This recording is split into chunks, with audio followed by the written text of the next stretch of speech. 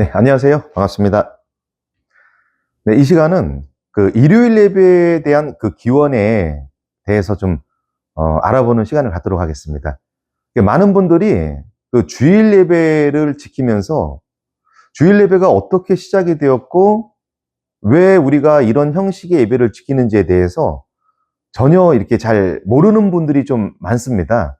그러다 보니까는 하나님의 교회나 이런 데서 아니, 성경의 예배일은 안식일인데, 토요일 안식일인데, 왜 일요일 날에 가서 이렇게 예배를 보냐, 잘못된 날에 이렇게 예배 보는 거 아니냐, 라고 말을 해도, 그 어떤 사람도, 어떤 목사님도 그거에 대해서 하는 거를 본 적이 없습니다. 자, 그래서 오늘 이 시간에는 일요일 예배가 과연 주일 예배가 어떻게 만들어졌고, 어떻게 흘러왔는지, 그리고, 하나님의 교회가 안식일이라고 하는 그 예배를 정말로 이게 성경대로 예수님의 가르침대로 지키고 있는지 이런 부분에 대해서 확인해 보도록 하겠습니다. 자, 먼저 이제 일요일 예배라는 것이 만들어지기 전에 하나님께서 말씀하신 예배는 그 구약시대 보면 구약시대에 안식일이 있습니다. 이게 표현을 하면 먼저 안식일을 지키라고 이렇게 하시죠. 근데 안식일은 일곱째 날이라고 나와요, 성경에. 그 일곱째 날이 언제냐면 토요일입니다, 토요일. 자, 토요일에 안식일을 지켜 내려왔어요. 그럼 안식일이, 하나님께서 말씀하신 이 안식일이 어떤 날이고 어떻게 지켰느냐? 안식일은 이제 창조주의 어떤 권능을 기념하는 그런 날이고요. 자, 안식일에는 이 두 가지가 있어요. 뭐냐면, 성전에서 성전 제사가 있습니다. 성전 제사. 이때 뭘 잡냐? 양을 잡아야 돼요, 양. 안식일에는 양을 잡아서 피 흘림의 어떤 제사를 진행을 했습니다. 자, 그리고 이 안식일이라는 뜻이 뭐냐면 말 그대로 쉬는 날이에요, 쉬는 날. 쉬는 날이다 보니까 백성들은 이 제사를 집행하지 않는 백성들은 회당이라는 곳에 모여서 그냥 쉬었습니다. 휴식을 취하고 회당에 모여서 성경을 강론하고 토론하고 이러한 일들을 했어요. 이게 이제 구약의 안식일을 지키던 방법이었고 하나님께서 분명히 명하신 그 예배날은 안식일이 맞습니다. 근데 안식일은 성전에서 제사장들이 양을 잡고 제사를 드린 예배를 했지만 백성들은요 그냥 회당에서 휴식을 취하는 그러한 안식일의 개념이었어요. 자, 그런데 자, 우리 좀 다 보셔서 아시겠지만 신약시대에 어떤 일이 있냐면 예수님 당시에 예수님이 오셔서 원래는 이 안식일은 쉬는 날인데 이날에 뭘 하시죠? 일을 하세요, 일. 그래서 안식일을 범하십니다. 안식일에 일을 하면 원래 안 되게 돼 있어요, 율법적으로. 근데 예수님은 사람을 살리는 게 안식일을 쉬는 것보다 더 중요하다고 하시면서 안식일이 사람을 위하여 생긴 것이기 때문에 안식일에 일을 하는 것이 당연히 선한 일 하는 것이 당연하다라고 하시면서 일을 하세요. 그래서 안식일에 일을 하는 안식일로 바뀝니다. 근데 여기에는 복음을 전하는 그 사람을 살리는 그 복음을 전하는 일을 하셨어요. 자, 그러면서 또 보면은 예수님은 우리 그 성전 문제를 통해서 다 보셨지만 그 성전에서 드려지는 짐승의 희생, 그리고 죄사함의 원리, 이런 모든 성전의 절차대로 예수님이 율법을 순서대로 완성을 하셨습니다. 율법을 완성하시면서 히브리서 10장 18절에 보면 이렇게 율법을 통해 모든 죄가 예수님을 완성하셨기 때문에 더 이상 죄를 위한 죄사함을 위한 제사는 드릴 필요가 없다라고 이렇게 하세요. 자, 그렇기 때문에 더 이상 율법적인 이 안식일은 지킬 필요가 없다. 자, 하나님의 교회는 안식일을 안 지키면 죄사함을 받지 못하기 때문에 안식일을 반드시 지켜야 된다라고 말을 합니다. 그러나 예수님께서는 이미 다 율법을 완성하시고 성령을 통해 우리에게 죄사함을 주시고 있기 때문에 그래서 히브리서 10장 18절에는 더 이상 죄사함을 위한 제사를 드릴 필요가 없다라고 그래서 말을 한 거예요. 그리고 안식일은 더 이상 쉬는 안식일이 아니라 이제 복음을 전하고 사람을 살리는 일을 하는 그런 일을 해야 되는 안식일로 바뀐 겁니다. 다만 일을 해야 되는 안식일로 바뀌었지만 복음을 전하는 건 가능해요. 그러나 알아야 될 거는 자, 이 안식일이라는 것은 이스라엘의 국경일이에요. 국경일. 쉬는 날입니다. 국가의 쉬는 날이에요. 국경일이에요. 그래서 안식일의 개념은 그냥 국경일 개념이라고 보시면 돼요. 국경일. 휴일. 휴일 개념이에요. 휴일. 자, 그러나 신약의 성도들은 안식일에 쉬지 않았죠? 예수님도 안식일에 회당에 가서 유대인들 어떻게 합니까? 일하면서 전도하셨죠? 병자도 고치고. 마찬가지로 사도 바울도 사도행전 17장이나 18장에 보면은 안식일마다 어디에 가죠? 회당에 가서 유대인들을 전도하고 일을 계속 합니다. 자, 이게 구약과 신약의 안식일의 차이고, 구약엔 반드시 쉬어야 되고 양을 잡아야 됐지만 신약에는 예수님이 다 완성하시면서 더 이상 죄 사함을 위한 제사 안식일을 드릴 필요가 없습니다. 그리고 복음을 전한 일을 했던 거예요. 자, 그럼 일요일 예배는 뭔가? 일요일 예배. 흔히 주일 예배라고 하죠. 주일 예배. 자, 주일 예배라는 거는 이 기원이 어떻게 시작되냐면, 자, 이 성경에 보면 예수님이 부활을 하세요. 부활. 어느 날에 부활하시죠? 안식 후 첫날에 부활하십니다. 첫날. 안식 후 첫날에 부활하세요. 자, 그래서 초대교회 성도들은 초대교회 당시 2000년 전 당시에 본인들 세대에서 부활을 다 얻을 걸로 생각을 했고, 그 시대가 마지막 시대라고 생각했어요. 마지막 시대. 마지막 시대였고, 본인들 시대에 모두 다 부활을 받아서 이 땅이 없어지고 천국에 가고 끝날 거라고 생각을 했습니다. 그러다 보니까 예수님께서 부활하신 안식 후 첫날에 이날만 되면 본인들도 안식 후 첫날에 예수님처럼 부활할 거라고 생각을 했어요.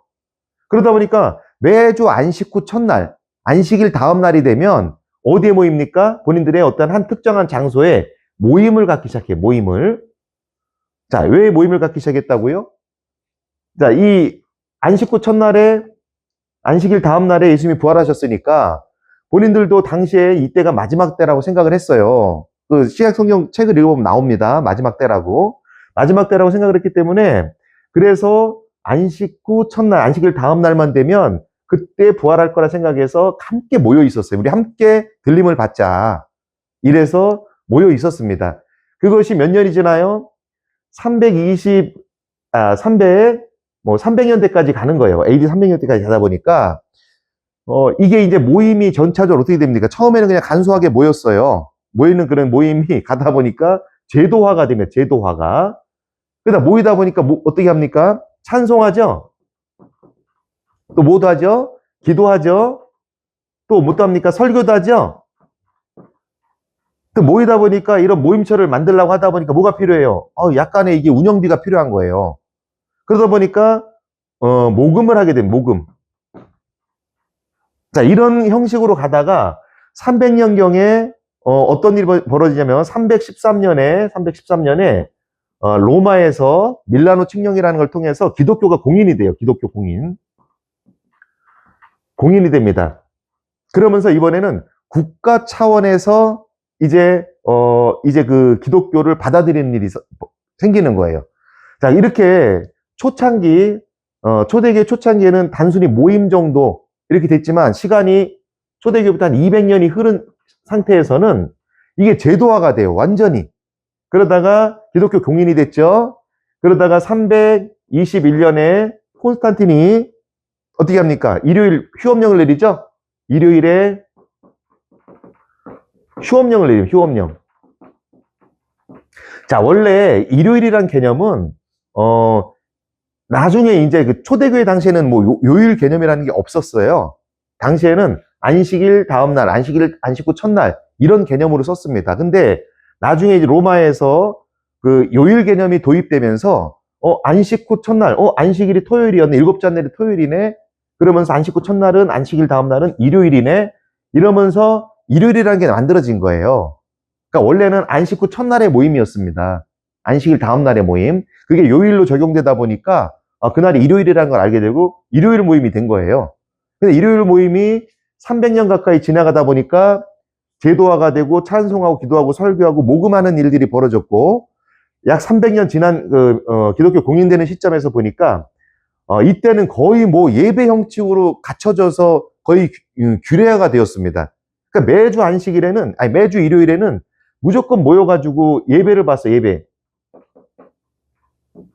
자, 그러니까 이제 로마 황제였던 콘스탄틴이 기독교의 어떤 그 지지를 받기 위해서 일요일 날에 쉬게 하는 휴업령을 내려줍니다. 왜? 예배를 뭐 일하면서 보지 말고 쉬면서 봐라, 이러면서 휴업령을 내리게 돼서 이때 정식적으로 이제 일요일 예배가 본격적으로 이제 자유롭게 드려지게 되죠. 자, 그러다가 누가 나옵니까? 카톨릭이 나오죠, 카톨릭.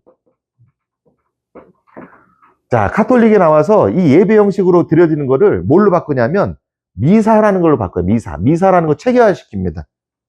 그래서 미사를 보면은 보통 한 2시간 이상씩 걸려요. 보면은 뭐 성찬식도 하고 앉았다 일어났다도 하고 뭐 찬송 불렀다가 또 뭐 기도하고 또 설교하고 이렇게 하다 보니까 2시간 정도 되는 예배를 만듭니다. 예배. 너무 긴 거예요. 불필요하게 너무 긴 거예요. 이 예식이 많아, 막 하는 게요. 순서가 많다 보니까. 근데 언제? 종교개혁 당시에, 자, 이 2시간짜리 이 미사를 어떻게 말해? 간소화.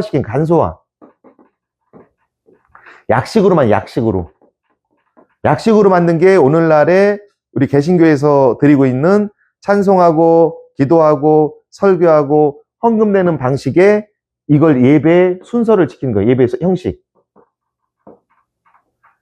자, 이 예배 형식을 갖추게 된 거예요. 그거를 오늘날의 신천지나 하나님의 교회가 이 종교개혁하면서 간소화된 이 예배를 그대로 따른다는 겁니다, 지금. 그러면서 이게 무슨 예배라고 하는 거예요? 이게 바로 안식일 예배다, 이렇게 주장을 하는 겁니다. 자, 흐름 보셨죠? 원래는 처음에 하나님께서 정하신 예배 날은 안식일이에요, 안식일. 이때가 요일로 토요일이었고, 일곱째 날. 이때는 성전에서 양 잡고 일반 백성들은 회당에서 그냥 쉬는 날이에요, 쉬는 날. 이렇게 지켰습니다. 그리고 국가적인 공휴일이었죠. 유대인의 공휴일, 이스라엘의 공휴일이 토요일입니다. 다 쉬어야 돼요, 그날은. 자, 그런데 예수님께서 율법의 이 지상 성전에서 드려지는 그 모든 그 제사의 순서대로 율법을 완성하셨잖아요. 자, 그러면서 완성하시면서 히브리서에 보면 더 이상 죄를 위한 제사를 드릴 필요가 없다. 안식일 드리지 마라. 근데 하나님의 교회는 안식일 안 지키면 제사 못 받는다, 이렇게 얘기하고 있는 겁니다. 그리고 구약에는 안식일에는 일을 하면 안 돼요. 근데 예수님께서는 뭐 하셨습니까? 일을 하셨어요. 자, 안식일에는 선한 일, 복음을 전하는 일을 할 수 있다. 그래서 예수님의 제자였던 바울도 사도행전 17장과 18장에 보면 안식일마다 어떻게 합니까? 회당에 다니면서 전도하잖아요. 권면하고. 일을 계속 하는 거예요. 남들은, 자, 유대인들은 쉬고 있지만 어떻습니까? 이 제자들은 일하면서 돌아다니면서 전도하는 일을 했어요. 이게 바로 이 차이입니다. 그리고 일요일 예배에 대한 출현은, 자, 그 예수님이 안식일 다음 날에 부활하세요. 안식일 다음 날에. 그러다 보니까 당시에 초대교회 당시에는 그 시대가 마지막 시대라고 이해를 했습니다. 그래서 본인들 세대에 예수님처럼 부활을 할 거라고 생각을 했어요. 근데 부활을 하는데 언제 부활을 할 거라고 믿었냐면 예수님이 안식일 다음 날 부활하셨으니까 자신들도 안식일 다음 날에 부활할 거라고 생각해서 이날만 되면 뭐 했습니까? 모였어요. 삼삼오오 모여가지고 이제 부활에 대해서 막 얘기를 했습니다. 그런데 이게 시간이 지나다 보니까 제도화가 되고 모이다 보니까 찬송도 하고 기도도 하고 예수님이 이러셨대 저러셨대 이러면서 설교도 한 거예요. 그리고 나서 이걸 유지하려고 하니까 이 모임 장소를 유지하고 밥도 먹어야 되니까 뭐가 필요합니까? 식수일반 모금을 한 거예요. 자, 이것이 진행이 되면서 300년의 기독교 공인이 되고 한 200년 가까이 지나면서 이제 본격적으로 기독교가 이제 세력이 커졌고 321년에 기독교가 커지다 보니까는 이제 그 로마 황제였던 콘스탄틴이 기독교인들의 지지 세력을 얻기 위해서 이 일요일마다 모이니까 예배 보려고 모이니까 이제 일요일 휴업령을 내려줍니다. 그러면서 이제 편하게 쉬면서 모여라. 편하게 모이라면서 휴업령을 내리게 되죠. 이때부터 이제 쉬는 개념의 예배가 진행이 되는 겁니다. 그러다가 카톨릭에서 이 예배를 뭘로 만들어요? 미사라는 이런 제도로 만들어요. 예배 제도로. 너무 길어요. 2시간씩이나 됩니다. 그걸 약식화, 간소화시켜서 만든 게 오늘날의 종교개혁 당시에 예배고, 그걸 개신교가 받아들이고 하나님의 교는 요걸 그대로 갖다가 쓰고 있으면서 이게 안식일 예배라고 이렇게 주장을 하게 되고 있는 겁니다. 이해되셨습니까? 자, 그래서 이 다음 시간에는 그 일요일 예배와 안식일 예배를 이제 왜 어떻게 만들었는지 그 유래와 과정을 봤기 때문에 그러면 이제 성경에서 말하면 진짜 예배, 우리 요한복음 4장에 보면 예수님께서 신령과 진정으로 예배를 드릴 때가 온다고 돼 있잖아요. 그 예배는 과연 어떤 것인지 그 부분에 대해서 한번 확인해 보는 시간을 갖도록 하겠습니다. 감사합니다.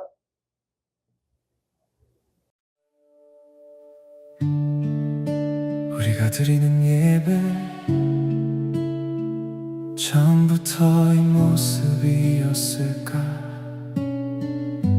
형식인가? 아니면 그분인가? 찬송하고 기도하고 설교를 듣고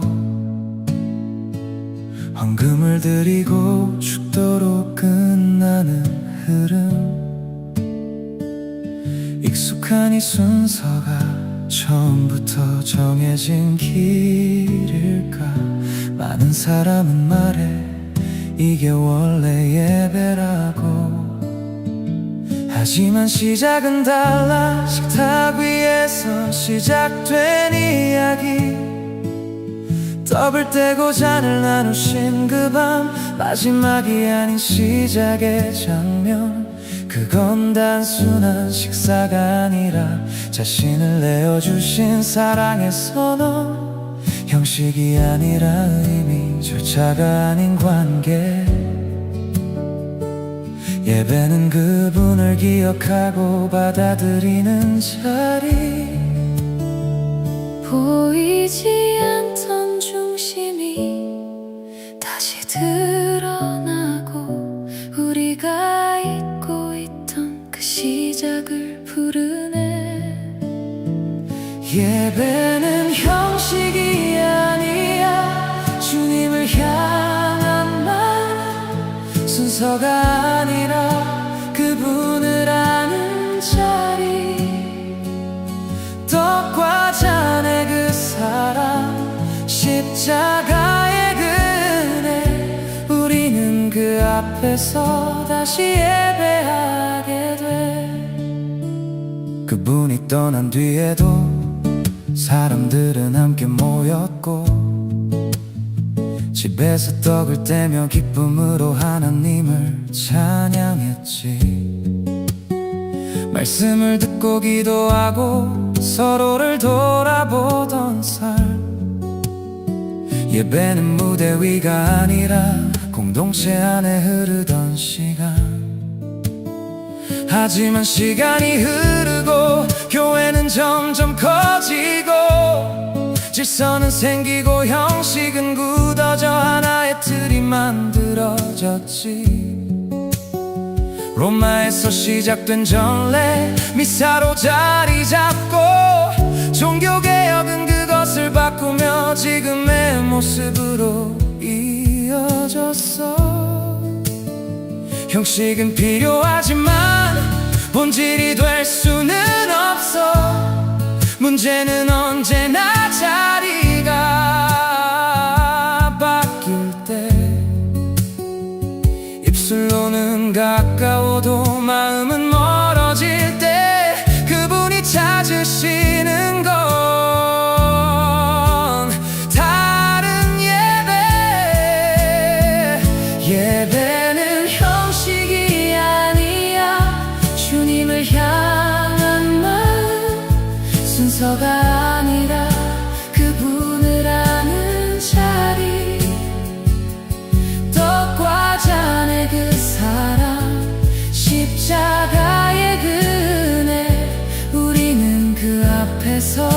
다시 예배하게 돼. 신령과 진정으로 그분을 예배할 때 감정이 아닌 성령 안에서 전통이 아닌 말씀 위에서 마음이 깨어나고 삶이 변해가는 자리 회개와 사랑과 순종 그 안에 살아있는 예배 어디에서가 아니라 누구 앞에 서 있는가 어떻게가 아니라 왜 드리고 있는가. 예배는 형식이 아니야 주님을 향한 마음 순서가 아니라 그분을 아는 자리 떡과 잔의 그 사랑 십자가의 그네 우리는 그 앞에서 다시 예배하게 돼. 나는 지금 예배하고 있는가? 아니면 반복하고 있는가? 나는 하나님을 만나고 있는가? 아니면 익숙함 속에 머무는가? 예배는 처음 그 자리에서 시작된다.